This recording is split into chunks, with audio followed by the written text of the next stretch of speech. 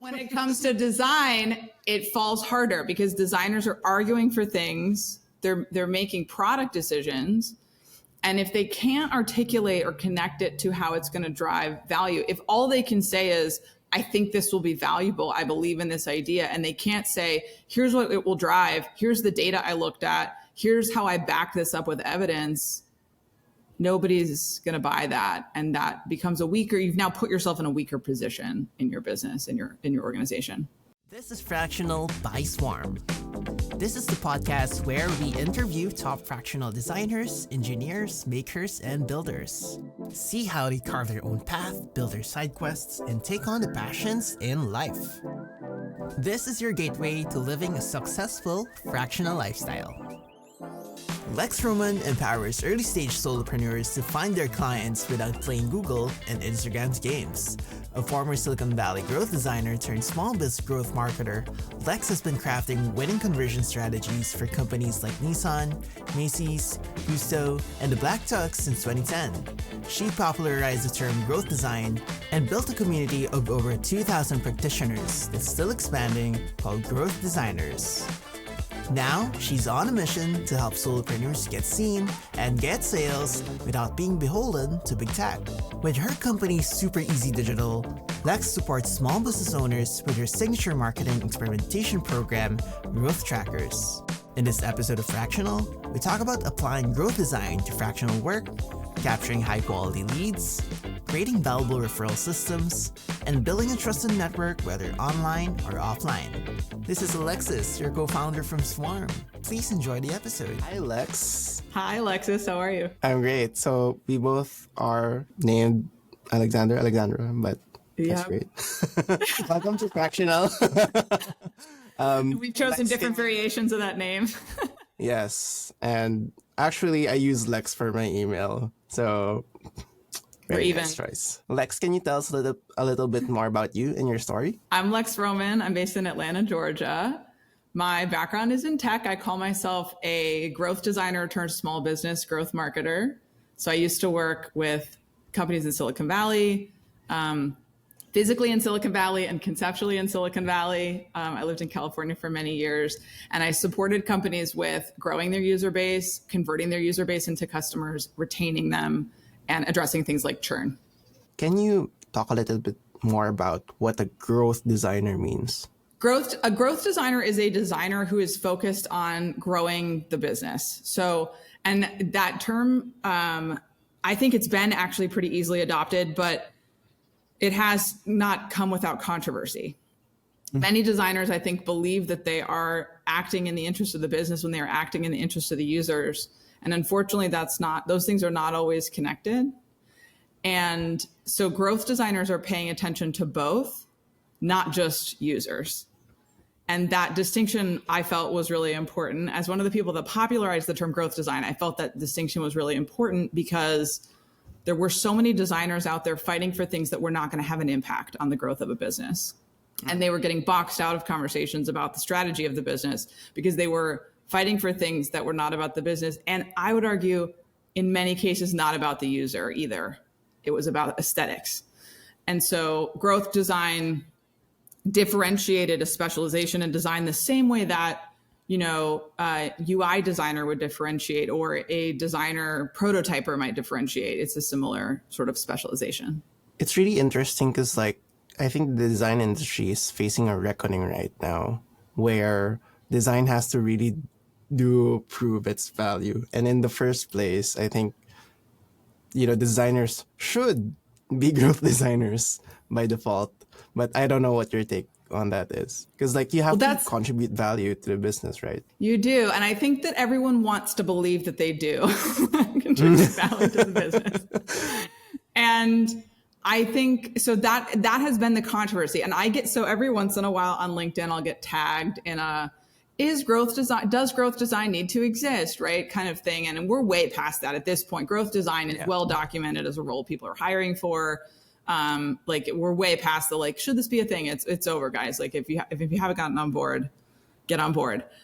But I think that designers struggle with business that's a generalization, but I think that they struggle with shifting and matching the practice that they've been taught and have developed with business. And I mean, you could say the same thing of engineers, but I think engineers have always been so challenging to hire for and so respected based on their technical ability in a way that designers never have been.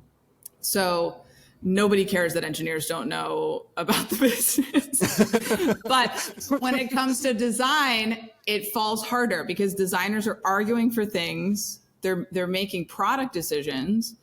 And if they can't articulate or connect it to how it's going to drive value, if all they can say is, I think this will be valuable, I believe in this idea, and they can't say, here's what it will drive, here's the data I looked at, here's how I back this up with evidence, nobody's going to buy that. And that becomes you've now put yourself in a weaker position in your business, in your organization.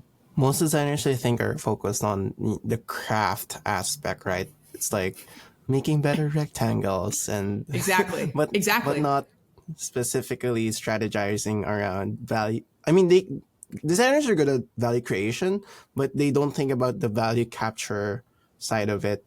And I actually want to transition to asking you about your career transition, right? Like you divested from tech. What's that all about? I started my first company in 2019 as a growth design consulting business called Lex Roman Inc. And I went and worked with tech companies on contract full time. That was my first time. I had done a lot of freelancing, but that was my first time making the leap into I'm going to work for myself full time. Mm-hmm. In 2020, when the COVID pandemic hit, I really struggled to justify and work through the messages I was getting from fellow growth practitioners in Silicon Valley. I will never forget an email that I got from Brian Balfour, who runs Reforge, about how Instacart's going to keep its profits up during the pandemic. Meanwhile, I've always been really involved in my community, seeing Instacart workers without PPE, knowing that they're not getting sick days, knowing that they're not getting healthcare because they've been classified as gig workers. I could no longer sort of ignore the harm that we were creating by growing these companies that were ignoring human rights. Amazon was all costs, right? Exactly. Amazon was killing workers, right? Workers died at Amazon in the warehouses, and people were becoming overworked during, like a lot of us tech workers were home working, but many other people were forced to be out in the community working in really dangerous conditions on behalf of tech organizations. And I didn't see anyone talking about that. And I did not want to be a part of that anymore.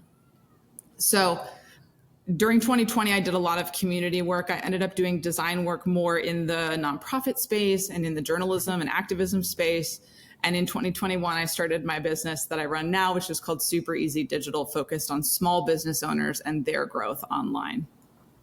Initially, your company was around doing web design and SEO and like focusing on small business owners, right? That was in 2021. Can you talk a little bit about the evolution from that point? The main premise behind Super Easy was that I had assumed that coming out of the pandemic, business owners, small business owners, particularly restaurants, coffee shops, breweries, like small business brick and mortar stores, would have realized how important online channels are because they were cut away from the streetscape, right? They were no longer getting the walking traffic. They were doing online ordering and things like that.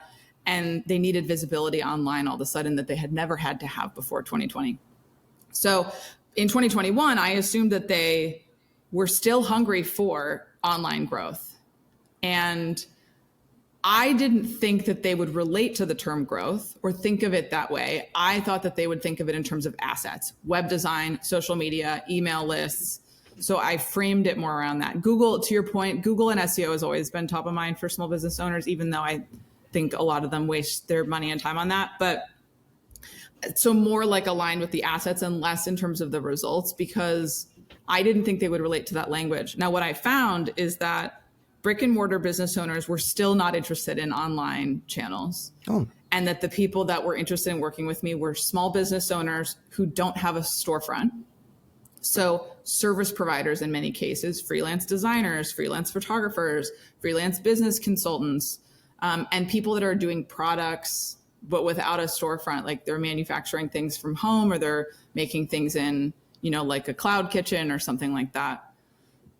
Or they're like a coach of some type. So they need visibility online. They don't have a storefront. And they're struggling because they've been throttled by Amazon, by Google, by Facebook, and they're not able to get the visibility without the amount of cash or time that these other companies are spending on these channels, right? They're competing with global entities that are also looking for eyes on these channels. So that's really challenging. And they recognize that much more than brick and mortar business owners do. And so in having those conversations, those business owners I found were a little bit more savvy and they were interested in the results. They wanted to book more clientele. They wanted to grow their business. They wanted to sell things like courses and memberships and generate a little bit more, I don't love the term passive income, but a little bit less, trading time for money, a little bit more scalable digital products, things like that. So so I've now shifted and Super Easy is now fully focused on specifically helping people book clients.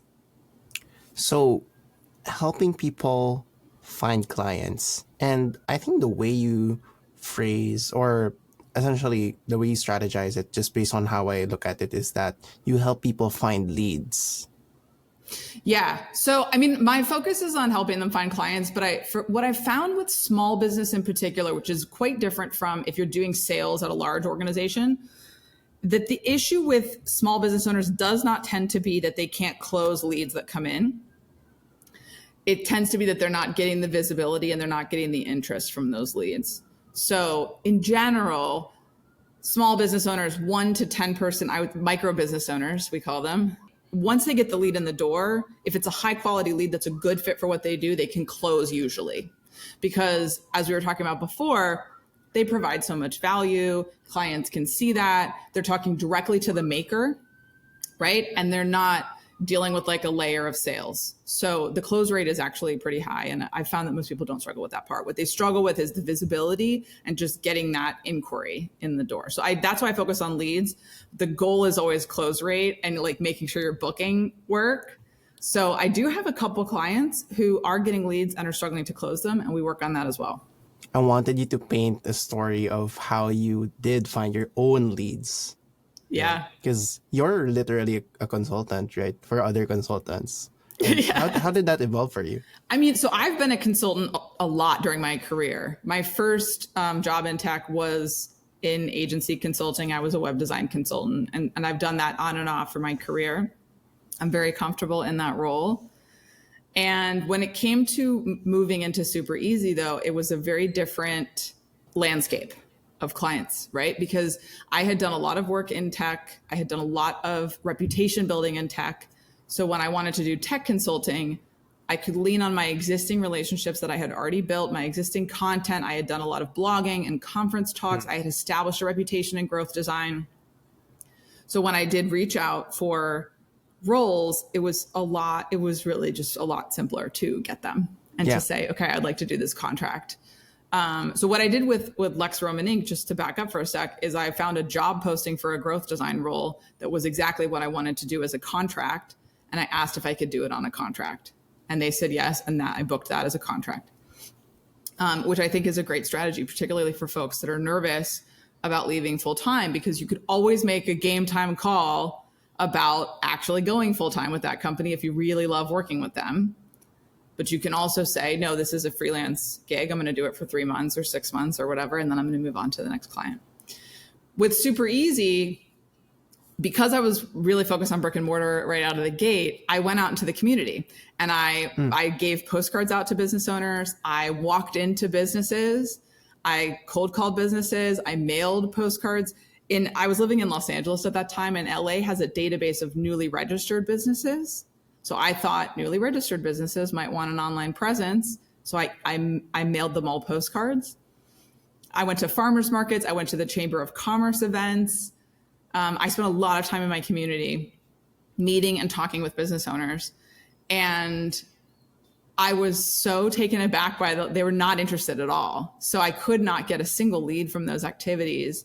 And I had one conversation in particular with a coffee shop owner where I gave her my best pitch for what I was offering. And she said, nothing is cheaper than me doing it myself.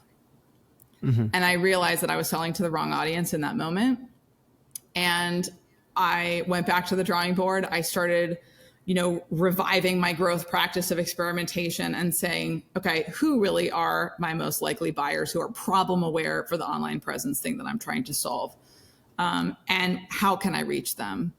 And so I ended up moving more towards online strategies. And as you mentioned, I booked my first client through Upwork, and proudly did not pay them a platform fee because I coaxed that client off of Upwork and took all that money for myself. And that was a fantastic experience. And yeah, I'm so grateful for that client. You're the leakage aspect there. Well, I think in Upwork's case, and as we were talking about before, in Upwork's case in particular, they are really exploitative of the way that they treat labor, and they do not value, for example, I have a lot of experience doing web design. I've been doing it for over 10 years for notable companies, and they place me on the same tier as someone who started learning web design yesterday. And I'm not saying that that person shouldn't have access to those jobs. I don't believe in gatekeeping at all. But it makes it really challenging when you do have the experience to charge the rate that is commensurate with your experience, which is why I took that client off the platform. Now, that client still got a great deal because my rates are very affordable. But because they're so low right now for small business owners, right, to make it affordable, I can't afford to pay a platform fee to Upwork. And Upwork isn't really doing enough value for the amount of money that they're charging. Yeah. And one of my second channels, as we were talking about before, it was Squarespace's expert marketplace, because, Squarespace, WordPress, Webflow, they have communities of people who specialize in their tech stack, basically.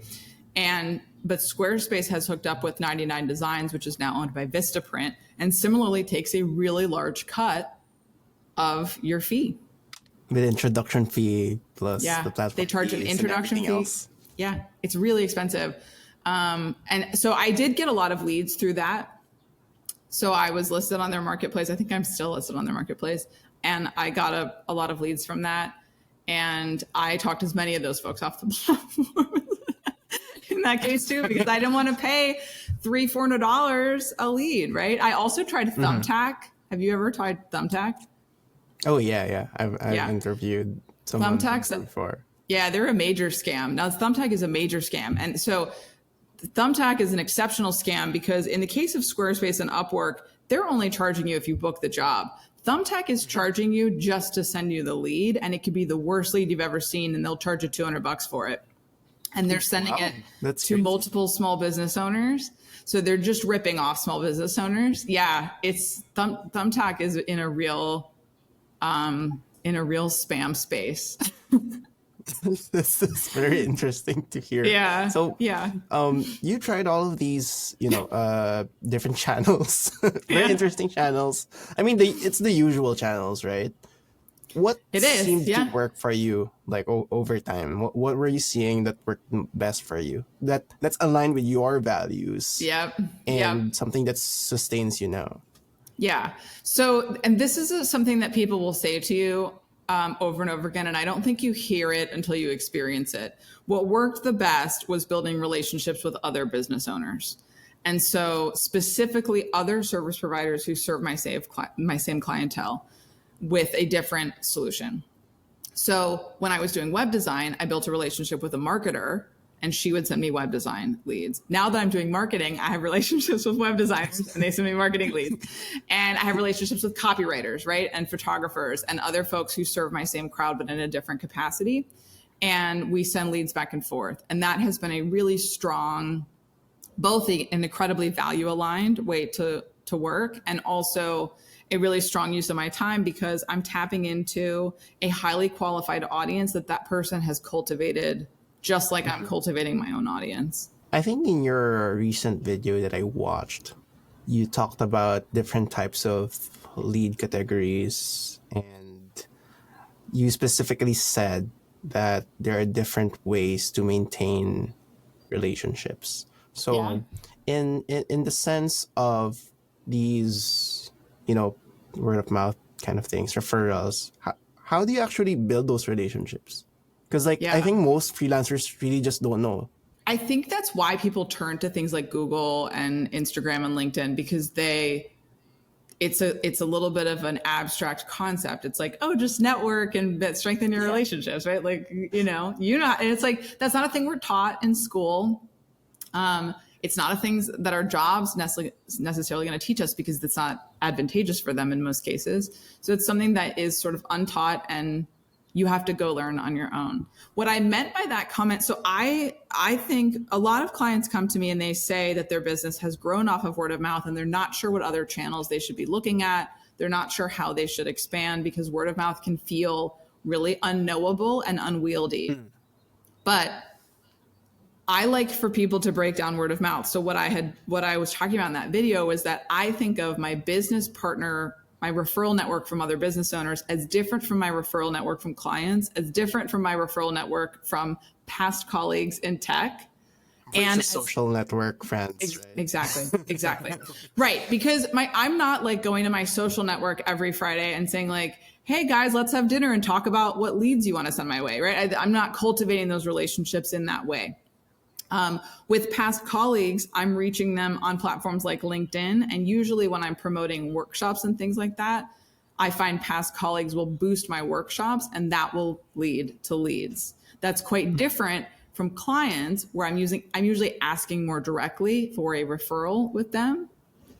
And with business partners, not only am I asking more directly, but we're also doing cross promotion and cross collaborations. So we might host a webinar together. We might promote each other in our newsletter and things like that. So that's what I meant by I'm building those relationships in different ways. I'm treating those relationships differently. And I'm not just sort of saying, oh, I hope these people refer work my way. Like, tell someone about me, right? I'm trying to make it as easy as possible for them to do that by providing the path for them to do that through. And you have a lot of resources on that on your website, which we I do link on the show notes. Yeah, I have a referral toolkit with some of the, like you can send language to people. If you go to my website right now, I made a referral page, and I added it to my top menu, because it is so important to me to get referrals. A bit more like that. Like, I saw your website; it's literally at the top, right? Yeah, it's at the top. Yeah, I just added it recently because I talk so much about referrals, and it's funny because I didn't mean to become the referral queen, but it has really sparked a lot of people's interest, because I think it's been hand waved in the past. Like, people are like, oh yeah, referrals, right? We know we should be getting them, but who knows how to get them? And it's like, actually, you can really drive them. And from my background in tech, that was always a key part of our strategy, right? That's always a key part of the growth strategy of an app. Apps are not growing by people going to block parties and being like, hey, everyone, check out this app. Apps are growing because they've put in things like Dropboxes. If you refer a friend, you get some storage. Gmails, hey, you have an invite. Blue Sky right now, everyone wants an invite to Blue Sky, right? So those are referral programs. They are driving leads through referrals. In automated or system through systems, rather than through just hoping people will spread the word.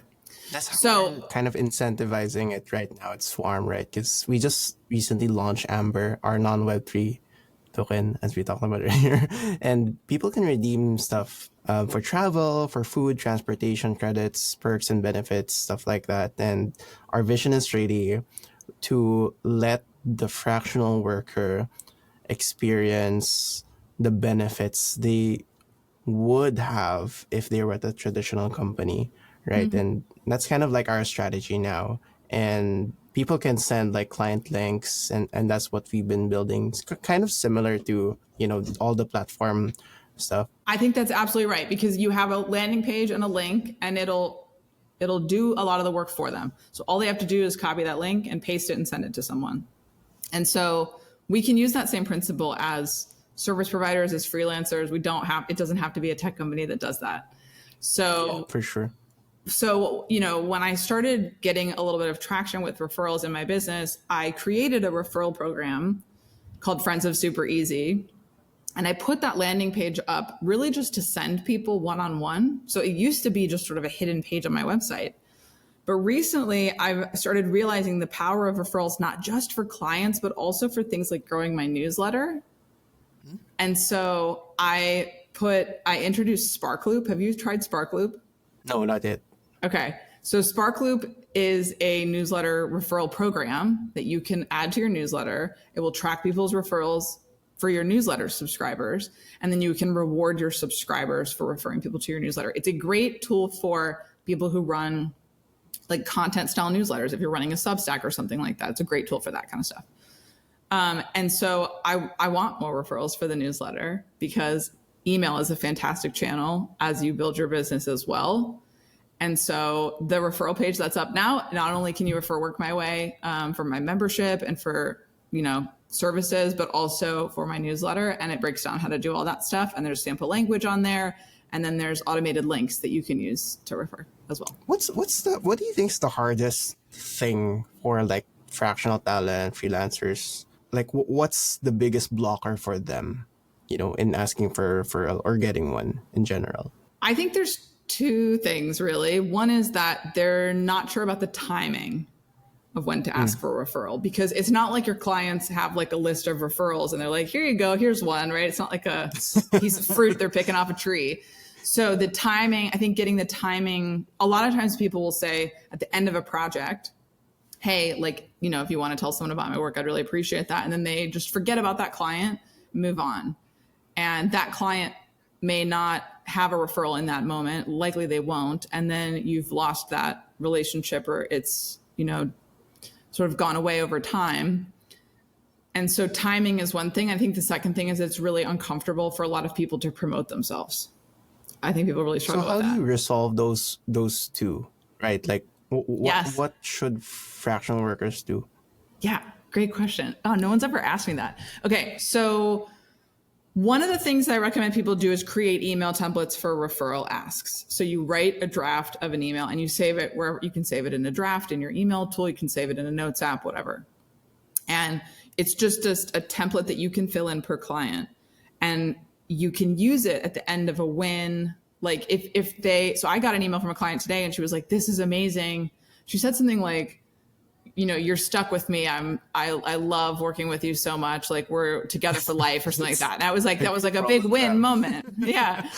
So, you get a client note like that. Wow, this went great. You can send them a note and say, hey, I really appreciate that. Just so you know, I'm looking for next quarter. And if you know anyone, here you go.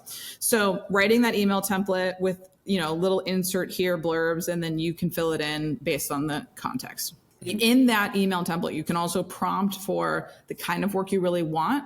I think one thing freelancers do is they take the work they can get and they don't ask for the work that they want. So you can do that in that email. You can say, I'm really focused on developing new brands. I'm really focused on, this particular language. If you know anyone who needs this problem solved, then I would love to talk to them. So you can templatize all that. You can attract the client that you want instead of accepting all leads. Right? Yes. And particularly if you have a client where you're like, this was a less than ideal project, but I feel like this person might know my ideal client, you want to just seed all that with them and prep them to use the correct language to describe your work and where you're focused. And so the email templates is one thing, and thinking through what those timings might be when you want to send those, thinking through that just once and not project by project, but saying, okay, at the end of if I get an email that is celebrating our work, I'm going to send back a referral template. At the end of a project, I'm going to send this referral template, right? Or 2 weeks after the project, I'm going to check back in on how things are going, and I'm going to send this referral template. And the other thing is to really make sure that you are continuing to keep up with your relationships. So even though you're not working with that client, maybe you're not working with them all year, you're working with them for a couple months, how can you stay in touch with them? One way would be to email them one-on-one. Another way would be to create a segment of your clients in your email tool and just keep up with them as if they're your newsletter, right? So you have your 10 clients or whatever that you've worked with over the past couple of years, and you email them once a quarter and you say, here's what I've been working on. Look at this cool case study from this project. Know anyone who needs this kind of thing? Send them my way and I'll send you a gift card, whatever. So, we leave that stuff on the table, and instead we go over to YouTube or Instagram and we're like shouting into the void. But those people who already know, like, and trust you, they are your best path to closing a new project. It's so true. I love that mindset. And I think, specifically here in the Philippines, right? Although Swarm is a global company, a lot of people shy away from building that direct relationship or maintaining it, or people just really don't know how to do it. I mean, even it's the first time I've heard of those strategies. So that's really very amazing practical advice Yeah. for me. Yeah. I mean, something I want to ask you, Lex, is you also mentioned that a tremendous lead generating thing for you, or maybe just a relationship building mechanism, is through local event networking. Like you do the Atlanta Solopreneur Club, Atlanta's Rising Women, and etc. Right? Like, what's that about? I love it. Alexis, you've been taking some notes. Thank you. We do our hard work here. Yeah. So I love being in the community. As I mentioned before, it was a really important part of me starting Super Easy. And I'm always looking not just at where I can reach my audience, but also how I can do lead generating activities that I enjoy. We talk a lot about target audience when it comes to marketing and sales. We don't often focus on what do you like doing. So to your point about people struggle with referrals, I think that's a global struggle. And it's because we struggle as people with human relationships. And so if you don't like talking to people, email can be a good approach, right? If you don't like writing, you can get into podcasting. If you don't like public speaking, you can go into blogging. So there's always an alternative path. And so for me, local event networking is something that I enjoy doing it. And so I was like, I want to be doing this. I want to be in the community. And so I'm going to explore this and I'm going to test different groups. And so in LA, I had done things like the Chamber of Commerce and farmers markets and things like that. Those were not good channels for me. So now I focus on local event networking with other online business owners and other service providers. So those organizations you mentioned are more aligned with that, where it's other designers, it's copywriters, it's photographers, financial professionals, things like that, people who don't run like restaurants per se, which is where, I don't know, do you have Chamber of Commerces there? Oh yeah, we do a lot, have a lot of them, but I'm not in those circles. Do they tend to be like restaurants and real estate and more physical businesses, or do they have everyone in them? I think more of everyone, but I'm not exactly sure. But yeah. How did it work for you? Yeah, here I've found that it's almost like Main Street, right? So it's like the hair salon and the pet groomer and the restaurant and the coffee shop, they're in the Chamber of Commerce. But, the copywriter who works behind the coffee shop is generally not. So instead, they're in more local event networking groups. And in tech, there's plenty of networking groups that are focused just on tech as well.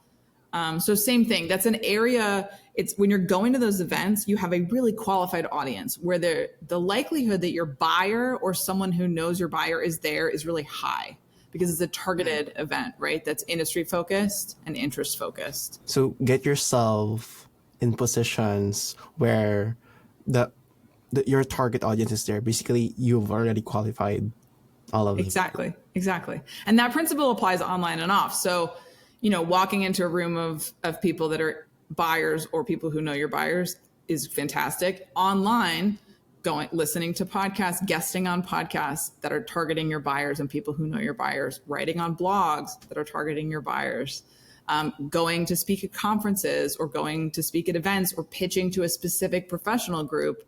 One of the strategies I used when I was starting Super Easy was, so my mom's a college counselor. She helps kids get into college. Well, she's retired now. She used to help kids get into college. And she was part of a professional organization of other independent college counselors. They fit into the online business persona. They don't have storefronts. They need visibility. And so I sent out through their partner program, a pitch to offer web design for college counselors. And I got a lot of leads that way because it's a very focused group of people. I'm not just like blasting it off on Google to anyone. I'm targeting it at people that I believe have the problem that I solve and are in a moment where they want to pay for the solution. And it paid for itself, right? Because you had to pay like a membership. Yeah, you had to pay. That organization charged me like $500 US, which, if I had booked one project, it would have covered that. But I booked several off of that. Yeah, props to you, and shout out to your mom. Yeah, shout out to my mom. Thanks, mom. Exactly. Well, that's the thing, Alexis, because I think we dismiss the people that we know in search of the people that we don't know, but the people that we know hold the keys to reaching that next layer of relationships. So really thinking about, who did I go to school with? Who did I grow up near? Who have I been playing hockey with, right? Or riding bikes with? And who am I seeing on a weekly or monthly basis? And who's in my family and friend network, or my past work colleague network, or volunteer network, or whatever, that can possibly make an introduction to someone that would be a strategic person for me to know. And you're not playing a quantity game there. It's not like, got to catch them all. It's more like knowing the small set of strategic relationships you need in order to stay booked, and pursuing those over time in a way that's sustainable for you. I love it. I think a lot of the things you talk about is like literally what most creatives need, because like they really have no way of getting this knowledge out there by themselves unless they have they search for it. Well, there's such an aversion. Creatives, I think in particular, have a real aversion to marketing and sales. I feel like and this is sort of goes back to the growth design thing, because designers are really turned off by growth language, not incorrectly. I think that it can feel. Have you ever seen the TV show Mythic Quest? Oh yeah, I love that. Yeah. I haven't watched season 3 yet. Okay, but Brad from Monetization on Mythic Quest? Oh wait. Yeah. So Brad from Monetization, for anyone listening who hasn't seen the show, is the monetization head at a gaming company in this TV show. And he is constantly going around ruining the game to monetize the game, right? To make money, ruining the whole creative direction of the game. And so I think a lot of creatives see monetization, AKA marketing and sales in many ways, as that sort of evil force. And so they don't know a lot of those, thought leaders in that space. They don't read those blogs. They are not on those newsletters. So you're right. There's a gap of access to that information. And I hate Brad. Yeah, they hate Brad for monetization. They need to get to know Brad. But also I would say that marketers and sales, it's not necessarily that accessible to everyone. And a lot of the culture around marketing and sales has been, we talk about used car salesmen. Have you ever heard about like used car salesman tactics, right? Just super shady and, it's really sketchy. Yeah. So I think people just have that taste in their mouth from it. And so they don't think, oh, I should try to be more like this. That's so true. And I actually do love Brad from Monetization. He's just keeping the company afloat. Yeah. I think particularly for game companies, it's really hard. Well, so the opportunity with Brad from Monetization is that if you can meet him, and this is hypothetical, right? Because in the show, we won't tell you what happens to Brad from Monetization. But so if you can meet him where he is, he's thinking about monetization. So whoever Brad from Monetization is in your life or in your client's company, as a creative, if you can say, what if we solve this revenue challenge in a different way? Here's my proposal. That's really powerful versus saying, no, we should just not monetize that thing. And I think that's, again, where growth design becomes a really important role in the business, because you're saying, I'm going to make money and here's how we're going to do it. And it's going to solve for the user and the business. And that's more powerful than just solving for the business. Lex, you're so smart, and I wish like we've had this conversation like earlier, like years before this, and we've spoken a lot, and I want to ask more, but I just have one last question for you. Lex, what's your general advice, or maybe specific advice, to all of the fractional workers out there listening to you? One of my favorite pieces of advice that I wish I had heard when I started my freelance and business journey is to build an advisory board, build a support network around you. So that can include obviously referral partners and things like that. But I also think it should include people who you trust, who you can ask about things like finances, who you can ask about things like mental health, who you can ask about things like tooling. Having, other freelancers with you on this journey is really impactful, other business owners, other entrepreneurs, because it can be really lonely. It can be really uncertain. So having other people who've been there or are there with you alongside you can really encourage you in moments where you're not booking work or you're having a challenge with a client. And it's really important to have that support network. So that's why platforms like Swarm are really exciting. And it's critical to put that in place for yourself. Yes, thank you so much for the plug, Lex. Anytime. I wanted to add that Swarm is solving this problem. When we talk about our mission, we typically say we're solving the working alone problem. And you wrapped it up really nicely. Thank you, Lex, for coming on to Fractional. Where can people find you online? Yeah, thanks so much for having me on the show. You and I have been following each other online for so long, Alexis. It feels like it has been a long time coming. Yeah. So you can find me at supereasydigital.com, and I'm most active on Instagram at supereasydoesit. Okay, make sure to follow those links on the show notes, everyone. Thank you so much, Lex. Thank you.